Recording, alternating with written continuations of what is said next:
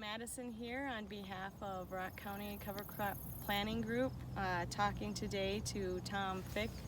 You want to tell us about your start of your journey in the cover cropping and the soil health and how long you've been farming here?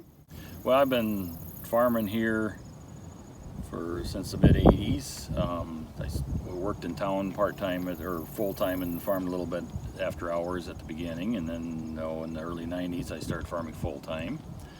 And like you said, in 2014 we started with the cover crops. I heard about the EQIP program, so we went in to get signed up for that and help with the cover crops and stuff. And first year I planted this field right over here with cereal rye after soybean harvest. It just was kind of weird getting the grain drill out in the fall and being out there with that, and we had a good crop, and we ended up keeping that the following year and harvesting it for grain, so I had more cover crop seed, and everything just kind of went from that point. I started putting red clover and tried a few other kinds of things when I seeded my oats, so there'd be a cover crop there after I got done harvesting the small grain.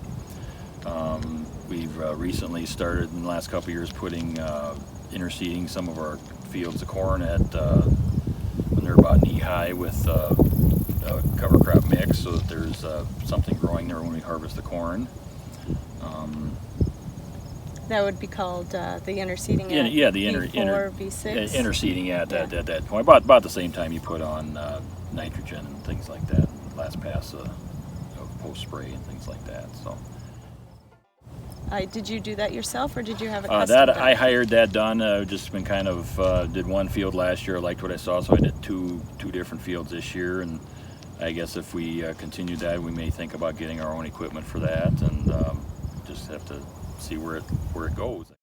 What would be your long-term goals with your cover crops, and what would be the thing that you preferred with those methods? Well, and just trying to improve the health of our soil, raise the organic matter. Eventually we get better weed control from suppression from the different cover crops competing with the weeds. Better use of whatever fertilizer they're able to scavenge from down below, and bring that up to where the plants can use it.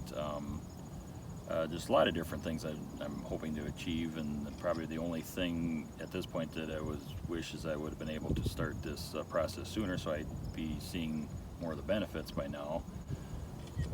But we just take it one step at a time, and the weather's always a factor in it and stuff. The last couple of years it's been difficult to get cover crops established a lot of times because of the weather. This year's been a lot nicer, and so hopefully we can make up some of our lost time this year that we've lost the last couple of years.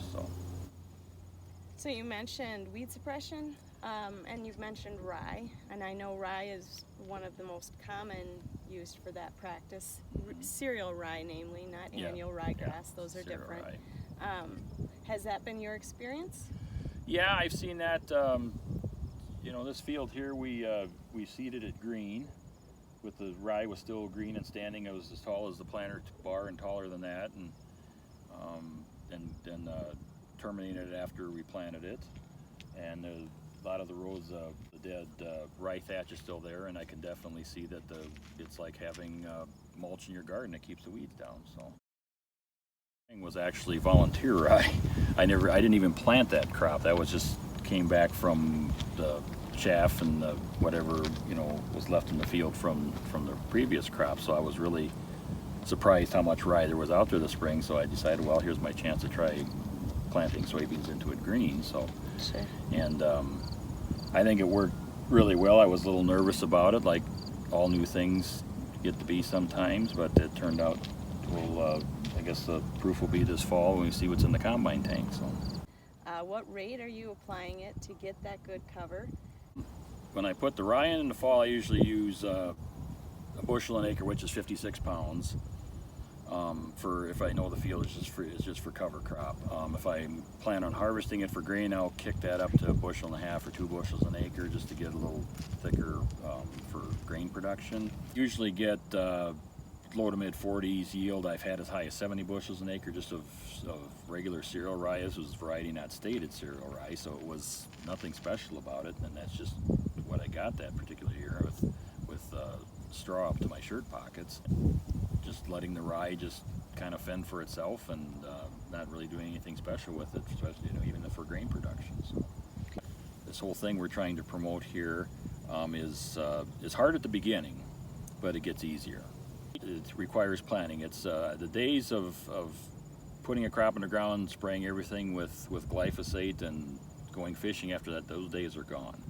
It's we've got too many problems with that system. We need to switch it up. We need to be thinking ahead, so we might as well be doing some of these things that'll actually end up benefiting us down the road. So, would there be anything that you would give for advice to someone new or to yourself when you first started this? What piece of advice would you provide to them? Start out small. If you've anybody that knows my farm here, I've got all these little 20, 25, 30 acre fields. You don't need to put the whole farm into a certain cover crop to try it out. Just do one of those fields, and if you like what you see, you apply it to more acres the following year, and just kind of work yourself into it. And in a lot of cases, you may have to convince the landlord to let you try some of these practices, and that's all part of the process, I guess. So. And you are wearing a Soil Health Coalition hat, so I did that on purpose. I wanted to make sure that we also connected on that, because you're a part of that, which is really amazing. But also, that's a good resource for other producers as well. As local producers like yourself, you are welcome to. The public is welcome to come and connect with you, and we'll give that information on this location, but also with the Soil Health Coalition. So would you talk a little bit about that?